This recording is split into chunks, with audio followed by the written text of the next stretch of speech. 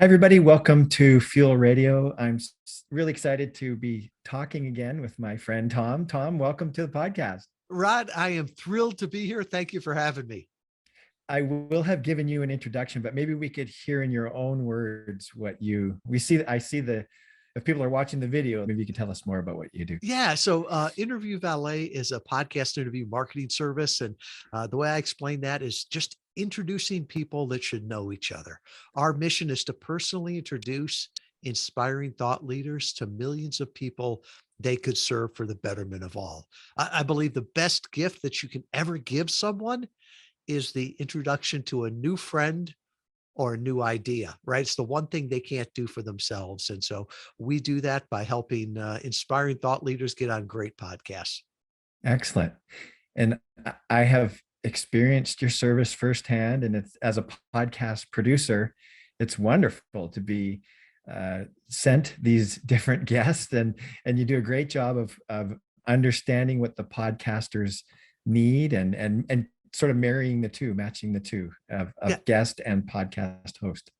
Yeah, and it's one of those services we've been doing for 7 years. A little bit of art, a little bit of science, but a whole lot of understanding the relationships with both the host and the guest to make the right introductions, not just another cold pitch. So since both you and I have started at this, I mean, I started way back.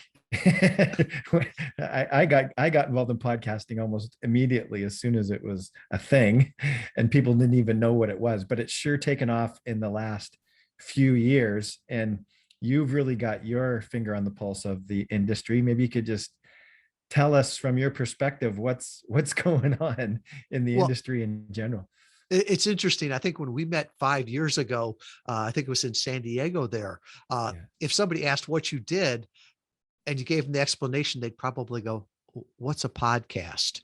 yeah, yeah. Because back then it wasn't common. Now, over 51% of the adults in the United States listen to podcasts. And the big companies have come into it now. I'm always amazed when I hear, somebody on the news, they'll reference them and they're a podcast host. That's almost like, an author or a television actor. And Mhm. so it's really growing. And last year during COVID, we saw the number of podcasts just explode. It went from about 1 million to right now there's 2.5 million podcasts out there. But one of the little things that's interesting is the number of active podcasts is actually dropping. And I think that's because, anybody that says doing a podcast is easy has never done it or never done it well. The great ones make it look easy, and it is a commitment. And that's part of the reason I haven't started my own podcast. I've been a guest on over 1,200 interviews, and people are like, "Why don't you start your own?" And I'm like, "It's a lot of work. I'd rather go on other people's great podcasts." For sure, it's a lot more work than people realize. Yeah, if I'm going to do an average job, it'll take me about 5 hours. If I'm going to do a really incredible job, it'll take anywhere between 5 to 10 hours. So yeah, there is a lot of work that goes into it, especially if you're going to edit it and add some production value. And there's better and better tools coming out I just signed up for one called Descript, Oh, and yes. it's not very expensive at all. I think it's like $15 a month for the introductory level, and it transcribes your podcast, and you can actually edit it by deleting words and stuff like that. So yeah, there's some tools that come out every once in a while that make it a little bit easier. So yeah. There's a lot of problems in the world today, but there's no better time to be alive, right? That you can get, Zoom, we're talking over Yeah. now, you can use this for free. Yeah, I exactly. I remember if you wanted something transcribed in the good old days, at best you have to pay somebody, $4 or $5 an hour in a third world country.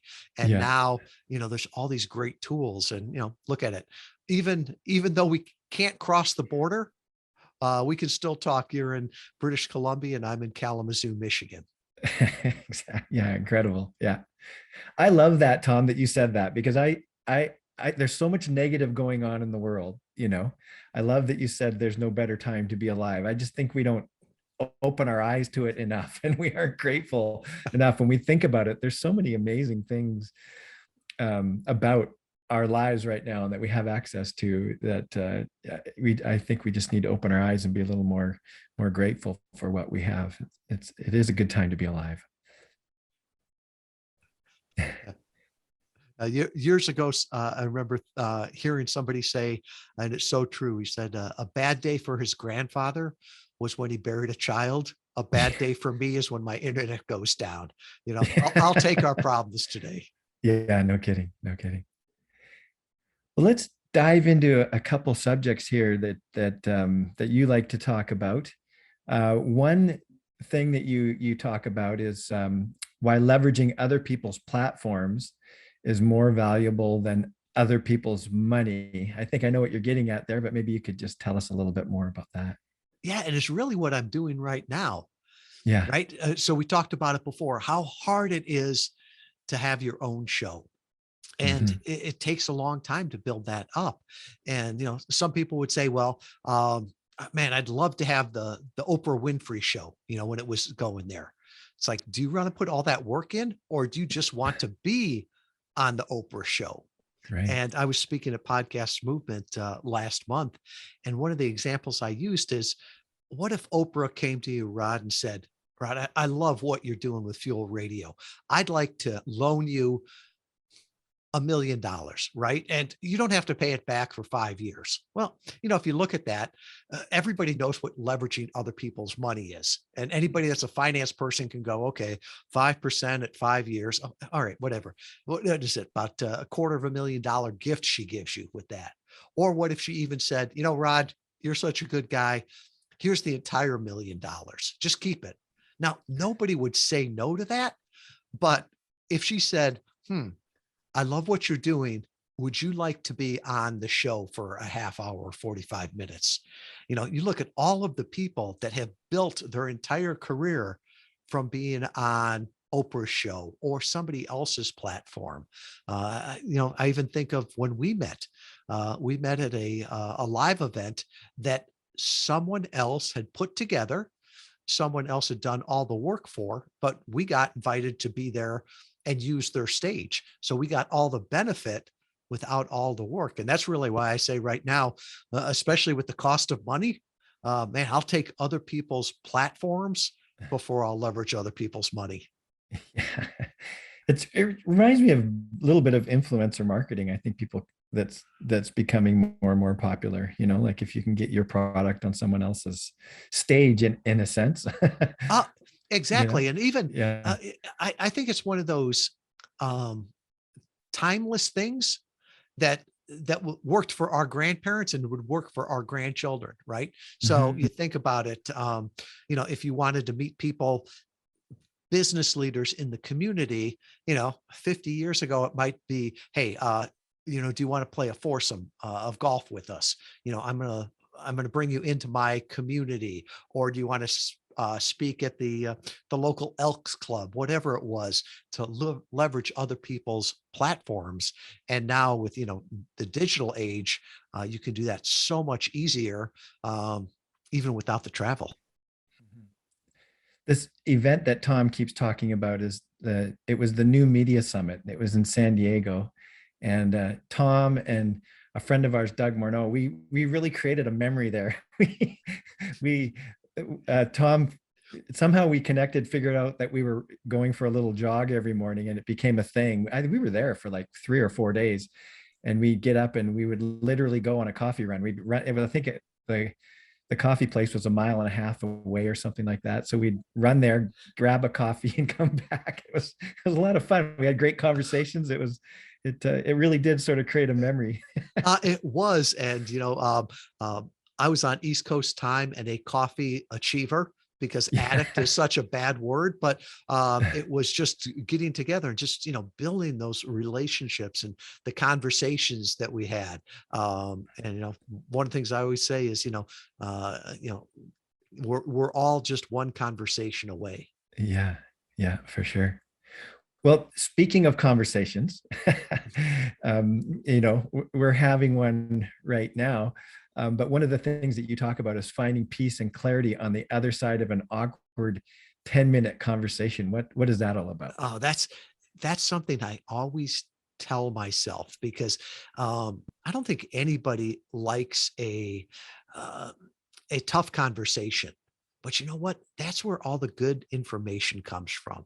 Asking those questions, asking the hard questions, and being ready for the truthful answers.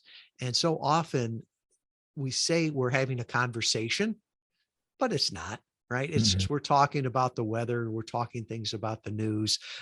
It's we're avoiding a conversation, and on podcasts, on anything, it's the great conversations, the hard questions where you learn something, and both people come out of it on the other side. It's like, wow, I know where we stand now. I know what you think, and maybe it's not the same thing that I think, but that's okay, right? Mhm. It's not an argument. It's just a conversation, and that's one of those things that I always remind myself that let's have a real conversation. There was a gentleman, Eric Weinheimer, was one of our early clients, and Eric was the first blind man to summit Mount Everest. And I always remember something he said is that life is short and the world doesn't need more BS. Let's have a truthful conversation. And Oh, I've nice. always respected that. That's great. That's great. I kind of made that my tagline for Fuel Radio is just having, I just want to have meaningful conversations, you know? Yes. So, yeah. And that's one of the beauties of podcasts, I think, is people get to listen into some pretty incredible conversations, you know? More and more, I'm hearing people say, oh, I listened to this amazing podcast and learned this and this, and you should really listen to it, you know? Like, yeah, we're having the opportunity with podcasts to listen into some really amazing conversations. And Rod, you were one of the earlier ones to start doing conversations because when podcasting first started out, it really was an interview, right? So it'd be Yeah. the same 10 questions to uh, the same people. And at times, I don't think people ever listen to the responses to them. And Yeah. to me, the best podcast, it's like sitting down at a diner and there's two Hmm. interesting people behind you having an interesting conversation. And, Yeah. it'd be rude if you turned around and got into it. But you just want to sit there and listen to it. If it's the manager of the restaurant and he's interviewing for busboys and asking the same 5 questions to every 16-year-old kid, Yeah. that's that's an interview. That's not interesting. I want to have genuine conversations and listen into genuine conversations. Yeah, for sure. Yeah, podcasts have evolved too, for sure. I think, we're thinking 5 years ago, there were people did sort that was kind of the thing for a while, is to ask the same, and there was some popular podcasts, I think, who had popularized that always asked sort of the same line. And I did that too, where I kind of had a formula, and there was certain industry or niche that I wanted to focus on, and I always asked the same questions. And yeah, I think it's helpful as a host to have that, because you kind of know where you're going, and what you don't have to worry about awkward pauses or whatever And in the conversation, right? and So every medium grows, right? You can look back yeah. at television during the 50s, or at times, you scratch your head and going, people actually listen to this. And I think that what's great is that podcasts have, they've only been around since what, 2004, but they Hmm. have they have they have progressed so fast. In fact, I think right now, we're recording this in 2021. There's probably like somebody at 2025 that laughs every time we say podcast, Yeah. because I wonder if that term is even going to stick around. I asked Sure. my two youngest daughters what the pod stands for in podcast, Mhm. and they just rolled their eyes and said, "I don't know, Dad. What's it stand for?" But for them, they've never known a world with an iPod. So for Hmm. them, it's just sort of, on demand radio, whatever they can listen to when they want, where they want. Yeah, yeah, for sure. um One of the things that you talk about is, as well, is just funnels. And I got to read this statement here. I got to go back here and pop this up. Yeah, big fish don't swim through funnels, and whales don't click. I have a bit of a pet peeve with funnels. They just kind of seem inhuman at times, but and I'm sure I know actually I know they work for certain things, and I am a marketer, and I even, as recent as this fall was doing a funnel and helping someone market a course with a funnel. So And, and they definitely work. They're a way to reach the masses. But what are you getting at with that statement? well, I'm all for automation. I Mhm. love automation, but there's a place for it. And Yeah. this idea that, you're one funnel away. No, you're not. You're one conversation away. The best things in life come through conversations. And I did not find my bride because I had the best funnel, and all 3 billion eligible women came through it, and I picked the right one. No, it was Mhm. from a conversation, an introduction. And when we start, words have meaning. And when you start talking about putting a person through a funnel, that sounds like a war crime, doesn't it? I think the Geneva Convention says you can't do that. You put objects through funnels, and I understand what they're talking about there, but I think we need to treat people like humans, right? And help them. But I really think it starts with automate or with conversations, right? And the more important the transaction is, the more important the relationship is, the more of a conversation it's going to take, right? So if all of a sudden, you were looking to hire an accountant or a lawyer, or you were going to pick the person that did the life-saving surgery on your child. Well, I'm not going to pick the person that popped up on first on a Facebook ad, or the person that got me into their funnel. No, I'm going to have some serious conversations with people that I know, like, and trust. I'm going to have conversations with that person that I'm going to put my trust into. So with that, I always say let's have the genuine conversations there. And there's a place for funnels, but it's not for humans. Yeah. And I mean, both things have their place. I mean, a funnel can get you to the conversation too, right? So there's they work in that sense, but yeah. I think the people that are using the funnels the best are the ones that have had the conversations the longest. So, for Mhm. example, you look at Tony Robbins or um, Brendan Bouchard, right? They'll Mhm. put stuff up on with a funnel, and it works really, really well. And why? Because they already have that know, like, and trust. I know who they are. I can go through there. But the idea that I could take the same one of their funnels and same copy, same everything, and get the same results with it, I think there would be a lot of people that would be frustrated with that because they haven't had the conversations to make the funnels work. Mhm.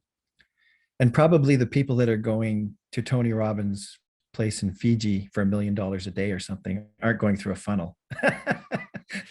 My guess is they probably have a conversation with the wizard before they put over the $100,000 check. Yeah, exactly. Exactly.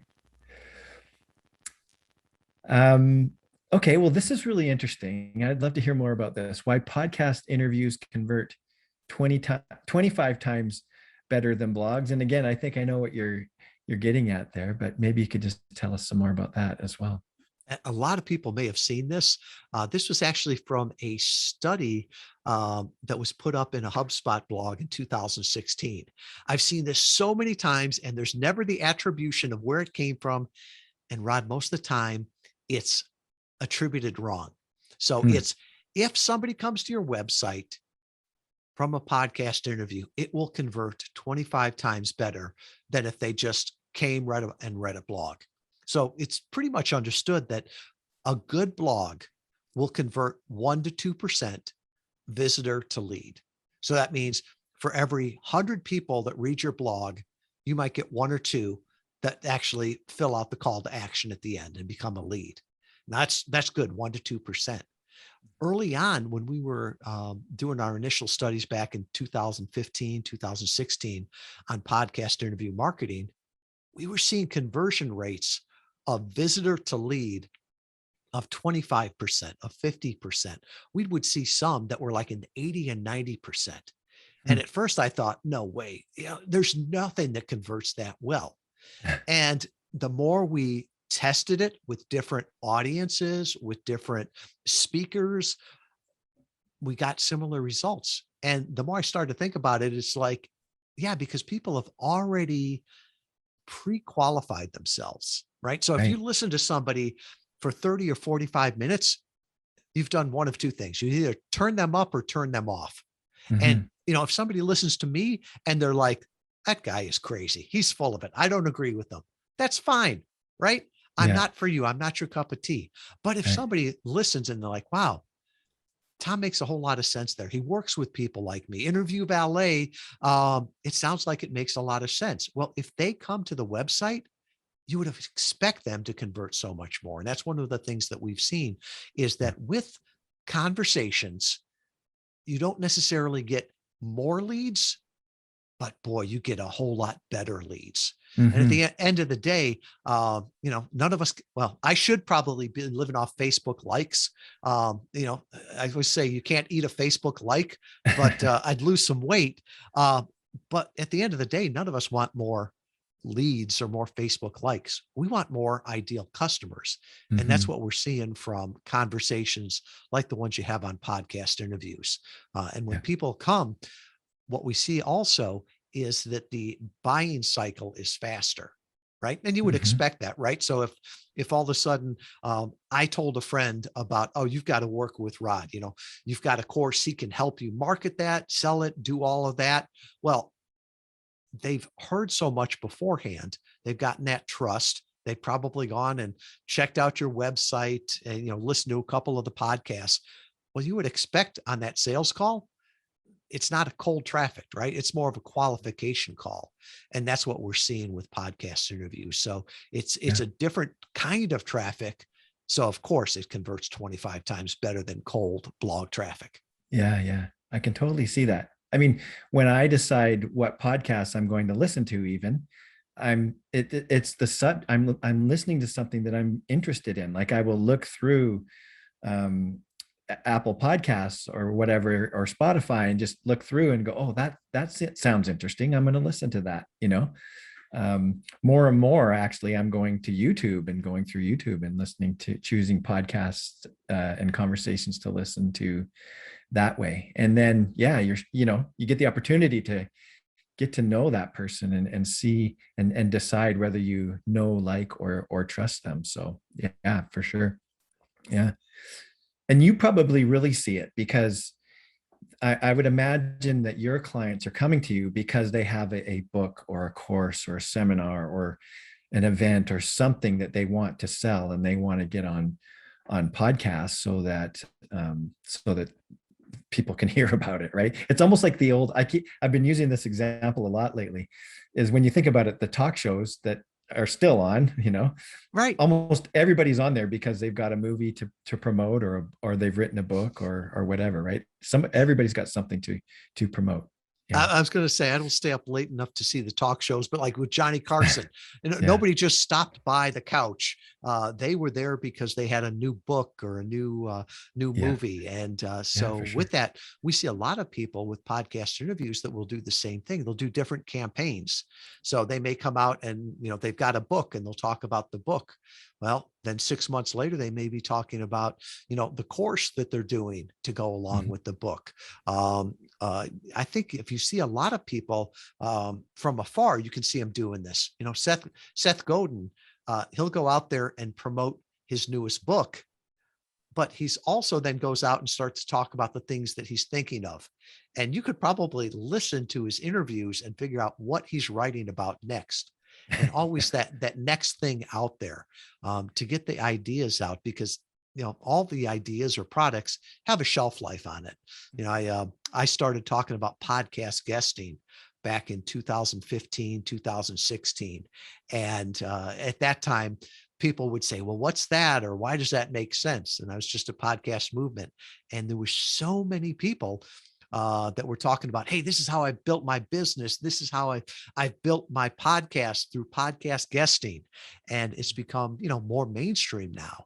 And so, we went from, it's not just about podcast guesting, but to podcast interview marketing, right? It's not just about the appearance, but how do you use that to drive your marketing platform?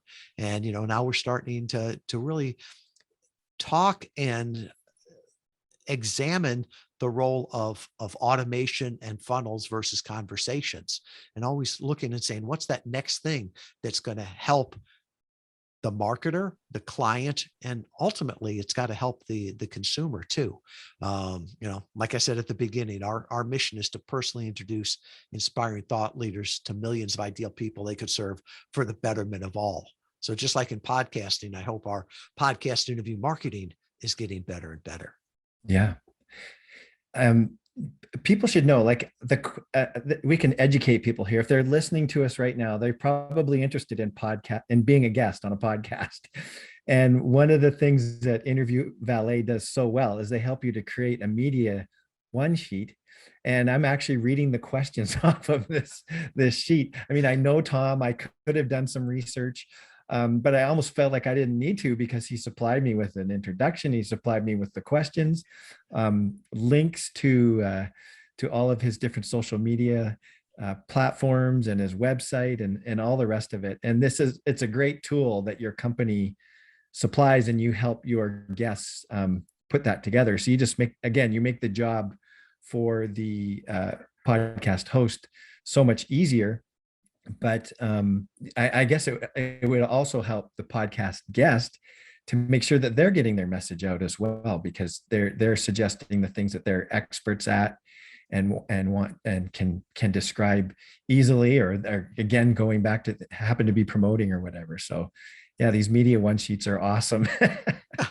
And I'll pull back the curtain on here. Our whole goal is to make sure that people have the great conversations. So while we give you as the podcast host the one sheet about the guest, our guests also get a brief sheet about the host.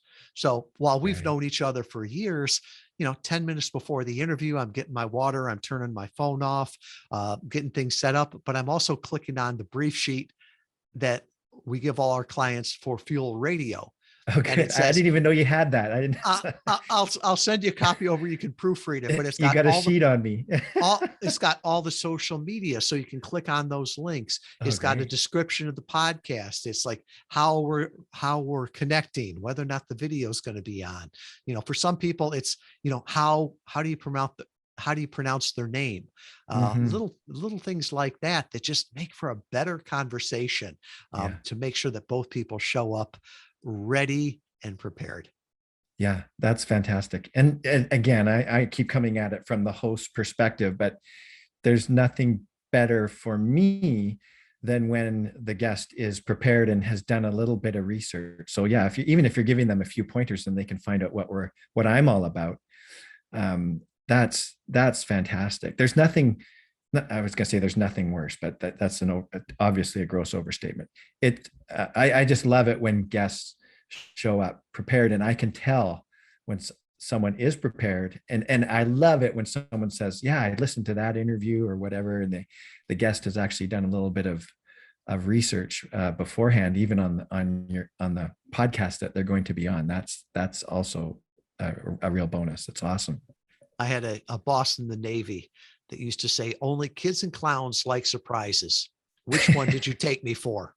And it was never a good conversation when Commander Duncan started it that way. And I've always looked at it as, we don't work with kids or clowns, so there's no surprises. Nice. Another question on here that has that I'm curious about, or another topic, is how digital marketing is destroying your business. So that could be a hot topic. What are you getting at there?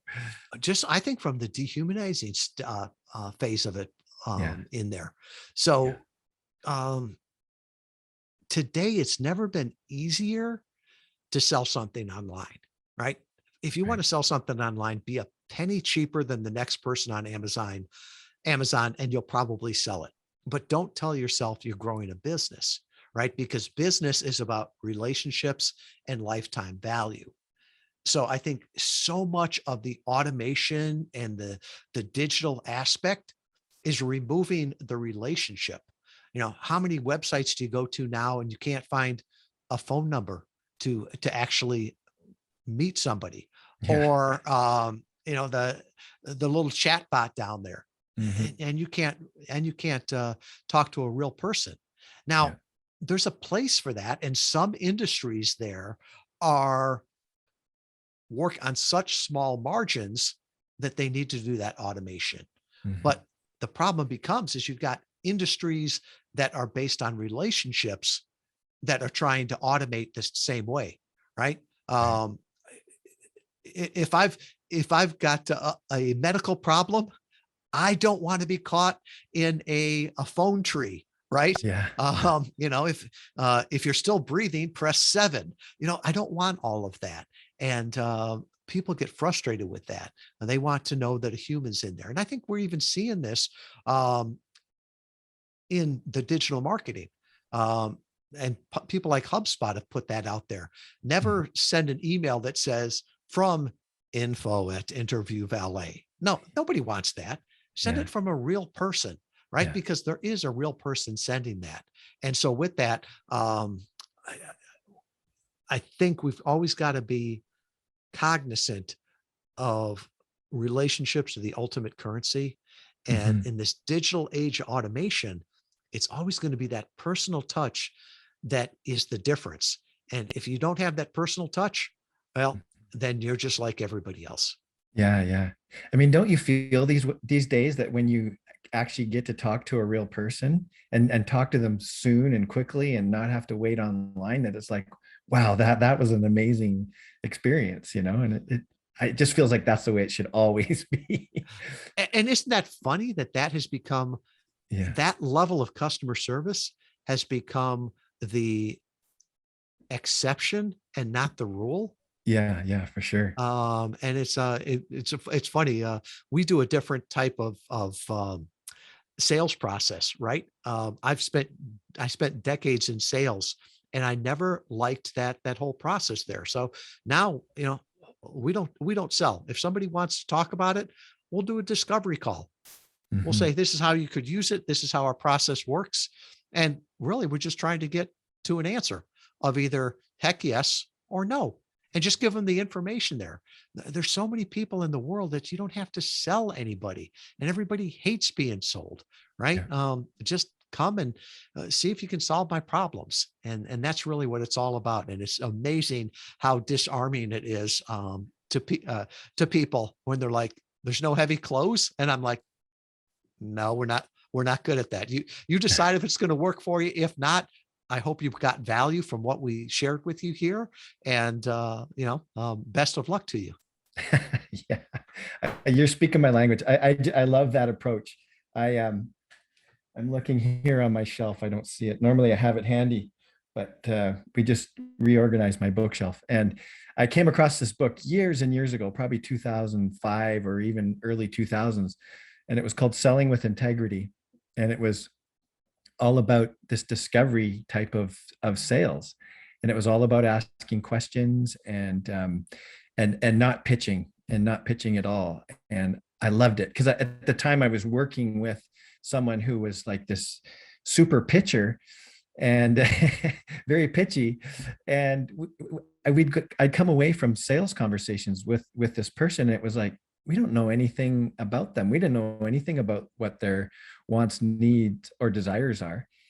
And then having this method of sales, it works so well in marketing anyways, because marketing, you're just trying to solve people's problems. So instead of going in there and pitching the company, um, I found when I worked for a major marketing agency for a while, and I was in sales, that I never had to pitch the company. I mean, it was all I did was ask them questions about their needs, their wants, needs, and desires. It's And yeah, and a pitch is transactional, right? It's one way. I'm yeah, just I'm pitching you everything I know as quickly as I can. Yeah. and there's no context for it, right? A Right. conversation is, tell me what you need. I'll tell you what we can do for you. So let's see if there's a common ground there. And then it's Mhm. almost like you're you're having that conversation on the same side of the table, right? We're in this Right. together. Let's see if it'll work. Right. Whereas when it becomes that pitch, that transactional one, it's like you're on one side, I'm on the other.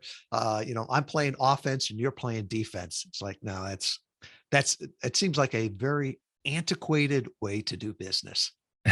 And when you think about it, a lot of the digital marketing that we've been talking about is that one-sided way. It's all just the pitch. It's not finding out more about the customer at all and what they actually need. Yeah, And there are ways to do that. sure. Oh, Ryan Levesque did that book called Ask. I Yes, think that I I think read that's that. Yeah, great, right? yeah. Ask some questions, find out Hmm. who they are, if you can really help them, because anybody that tells you that their solution works for everyone, Yeah. I'll be definitive on this. They're a liar, right? I don't know if they're lying to you or they're lying to themselves, right? But Right. there's no solution that works for everyone. So, you've got to ask those questions and have the conversation. Yeah, yeah. So maybe looking at the future, you say that the future is rich audio and not outdated video. Maybe you could tell us some more about that too. Yeah, this is interesting, and I think it goes against what most people are hearing out there. The reason that I believe this is that if you look at video, it becomes very outdated very quickly. Hmm. So, for example, I remember showing my kids Star Wars. They laughed at it, right? The Yeah, visual effects on it.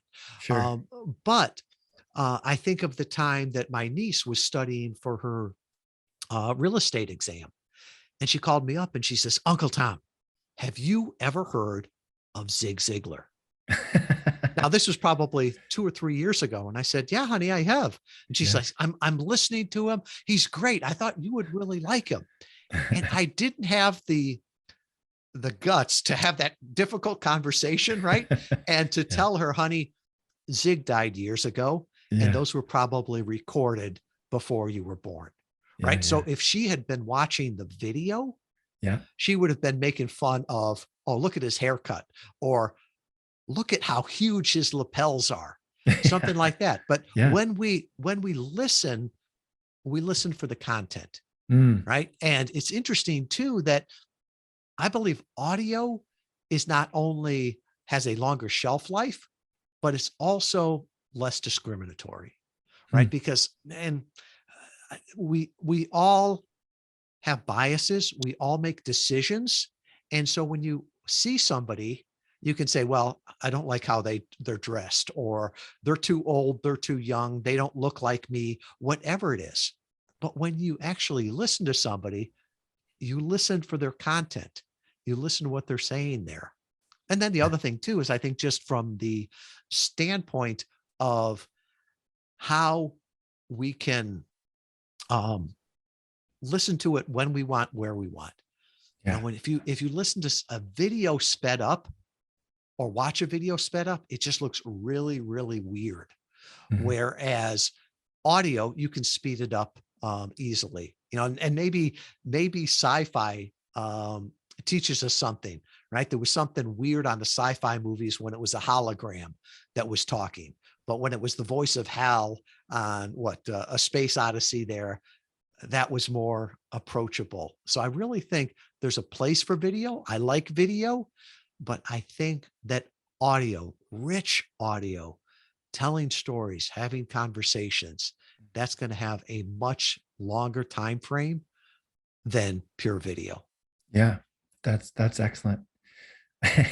So if you're listening to this and you can't see Tom and I, we're both GQ models, and we're incredibly good looking. I was going to say, I'll say it for myself: tell a lie, make it big, and stick to it, no matter what the facts. People tell me I've got a voice for radio. They only Yeah. tell me that after they see me, though. Yeah. Yeah. One of the things I didn't prepare you for this, but one of the things I've been thinking about lately is so many people are working from home, and I know that your company is has become primarily home based, especially with COVID. And so, what's that been like for you? And maybe one or two things that have really worked for you working from home that you could share with our listeners. We have always been remote at Interview Valet. Yeah, so it And that wasn't a big switch for you, was it? I thought it maybe you were. Yeah. it wasn't. And the reason I intentionally did that is because today we are serving a global audience, right? Mhm. Um, we've got clients and podcasters around the world. So for me to say we're open 9 to 5 East Coast time, unless it snows in Michigan, that doesn't work anymore. Yeah. And also the talent pool. I mean, we've got people now in Europe, a lot of military spouses, um, Canada, United States, and Mexico. And Mhm. the ability to time shift, right? So we've got customers, and we've got customers over a wide range of time zones, and employees that are over a wide range of time zones. So to me, that is just amazing there. Um, I think the biggest takeaway that I had, that really, really struck me was I like my home office. I feel comfortable here. Yeah. I feel confident here. Um, I don't know if that will change when we get back out and about, but last month I was at Podcast Movement, and they had these beautiful recording booths there. And Mario Ficini from the Expert Authority of Effect um, had invited me to be interviewed there. And I was thrilled by that. So we sat down in this like little professional studio. There was a glass wall there, beautiful equipment, all the rest of that. And Rod, I was more scared then than I have been on a podcast interview in ages, right? Yeah, you Because found it it intimidating. Yeah. intimidating. It's like, Yeah. no, I'm comfortable with my stuff, my coffee cup, all the Mhm. rest of that.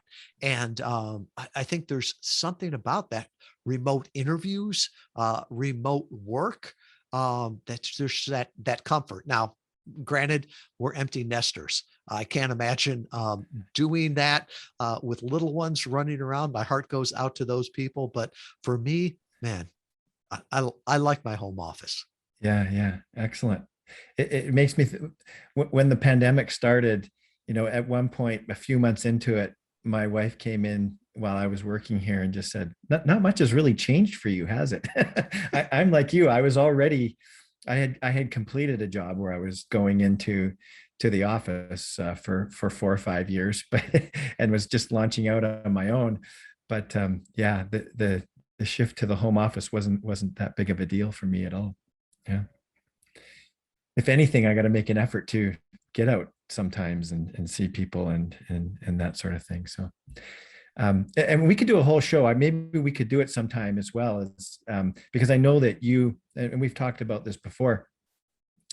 We could do a whole show on the systems and the tools and stuff that you use because I think people might find that really helpful because you've been doing this for so long and that's a question that I get a lot is how do you do it and what do you use and all of that kind of stuff. So yeah. I'd be happy to share. I openly share everything we do. Yeah. To me, there's no secrets. There's no magic trick. I mean, even what we do at Interview Valet, I wrote in a book, right? And most Yeah. people read the book and go, wow, there's a lot to this. Can you just do it for me? Yeah. And but like everything we do in with systems, I put that out openly because I would Mhm. say people can always copy what we did. They're never going to copy what we're going to do. And so from that, if it can help somebody, I'll show you how we do it. Yeah. And I think one of the big things too is not just the systems, but also the culture with that. How do you make people Mm. that are in, let's see, Ireland, England, Italy, I was going to say Bosnia Herzegovina, but it's not. It's one right there. And those countries, Yeah. how do you get those people to also feel like they're part of the team with somebody that's in Canada, the United States, and Mexico? So Sure. being able to share videos, do team Zoom calls, have that chat going. I'm Right. always amazed how close the team is. And even though that most of the people haven't met each other, I mean, that's always the joke. We did a contest one time of put everybody's picture in line on how tall you think they are, from shortest to tallest. And, we asked everybody beforehand how tall they were, but it was funny how far people were off, because everybody, we all look the same size on Zoom. That's great. That's really funny. But it's a good transition that you brought up there. Is talking about the book that you have. Let's talk about the book that you have, and then we'll talk about the book that's coming out. Podcast Guest Profits, which is all about the benefits of podcasting and how people can actually improve their bottom line. So maybe just tell us a little bit more about that book. Yeah, it's all about the systems that we have used and put into place on podcast guesting, how to grow your business with targeted podcast interviews. So it Mhm. goes through the why, then it goes through all of the steps, how to find the right podcast, how to reach out to the right podcast, how to prepare for it, and then how to get that progression of people from being just a passive listener to an active visitor to ultimately an engaged lead, and then how to promote and repurpose that. So I had a friend, Christopher Lockhead, from a podcast called Follow Your Different. He called it the Bible of podcast guesting. And There somebody you said, go. wow, that's a great compliment. I'm like, I don't know, only if he liked the original. Yeah, exactly. Yeah. Tom, it's making me think. I wonder if you could give us an example of somebody that's worked with you who has really improved their business and grown their business through podcast guesting. Yeah. You got to love accountants, right? We've had over 700 clients. I mean, HubSpot, Lockheed Martin has been clients, but we've also Mhm. worked with a lot of nonfiction authors. Last year, we got helped get 4 books on the Wall Street Journal bestseller list. But Nice. one that I always point to is an accountant. And Mm. you've got to love accountants because they know their numbers, right? If I shared the numbers with that HubSpot showed us or Lockheed Martin, I'd get calls from a team of lawyers. But Craig Cody, Craig is one of the most interesting CPAs you've ever met. He's a retired New York City detective, and he Mm. came out and wanted to grow his business as a tax expert, as a fractional CFO, and he started to get on podcast interviews. And, he tracked every penny there. And after a year, he told us that he got a 600% return on investment. Awesome. And then at 2 years, he was talking at Podfest, one of the conferences, and Mhm. reported that at 2 years, he had seen a 1,200% return on investment. And then he's also said, and that discounts, future cash earnings of the relationships. And, you got to love accountants there. Yeah. But it's really, there's somebody that, that is a relationship. I'm not going to hire an accountant because I saw his Facebook ad. I want to hear Mhm. who he works with, how he works. And we've seen that so much with coaches that are, building a coaching practice or masterminds, new companies that are starting up, companies that have gotten funding that are looking to become IPOs that need to get the word out there, or even somebody that's got an amazing course that could help a whole lot of people. But, if you build it, they will come. Uh, it didn't work. I think the only place that's ever worked is in the movies. Yeah. Yeah, exactly. And then you've got another book coming out in October. I'm sorry, I didn't get the name of it before in our earlier conversation, but Yeah, what's coming out in October? it's called One Conversation Away, and it's really my treatise, my rant on the power of conversations and relationships. I Mm. think this is something, as marketers, as business owners, as consumers, that we need to really look at. Are we having good conversations, meaningful conversations? Because those are the things that are going to change our lives. Now, there's a place for automation, but I'm a big believer that you're one funnel away. I'm sorry, you're not one funnel away, you're one conversation away. Even I messed up. The marketers have gotten to me so much. Yeah, you're one conversation away. Exactly. This is just this morning. I was talking to someone. I one of my contracts is with a nonprofit, and I'm helping them put together an event in October. And I was talking to the musician for this for this event, and he's going to be providing us with our music. And he also produces all kinds of stuff, and he's working with another musician on a songwriting course, and they're using this particular platform, and he was struggling with it. Well, I happen to know someone who worked for that company, and I was able to introduce them to this morning, via email or whatever. And so that happened, like you say, one conversation away. I happen to be 1 degree of separation away from this person who actually worked for the company that he doesn't work there anymore, but is a great guy, and will be a great connection for them, and hopefully vice versa. So anyways, it's just an example of one conversation, right? That's right. Yeah.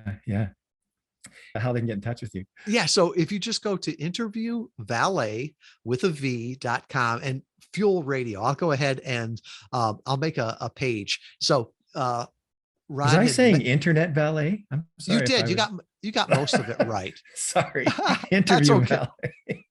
And so I'll put that page up there at interviewvalet.com/fuel radio. And, Rod had talked before about the one sheet, what that looks like. I'll put a copy of that up there so you can see what he was referencing to. The brief sheet, how we help all of our clients get ready for shows. And then I'll put a free copy of my book. I really just want the information to get out there. So if you want to, you can buy it on Amazon or just come to the website and I'll give you a free copy of the book. And then, if this resonated with you in any way and thought, man, I'd really like to see how I could leverage targeted podcast interviews to grow my brand, to grow my business, to grow my podcast. Well, I'll put a link on there. You can jump on a discovery call with our team and see how we might be able to help you with this. Right on. Great. Yeah, I just highly recommend Interview Valet. Yeah, I'll just, as a personal endorsement, just say I just love working with you guys. And Tom is such a classy guy. It's been a pleasure talking with you today. And I kind of consider you to be one of the leaders in the industry anyways. Like, you really have like I said earlier, you've got your finger on the pulse of what is going on. So it's a pleasure talking with you today and connecting with you today. Thank you, Rod. I appreciate it.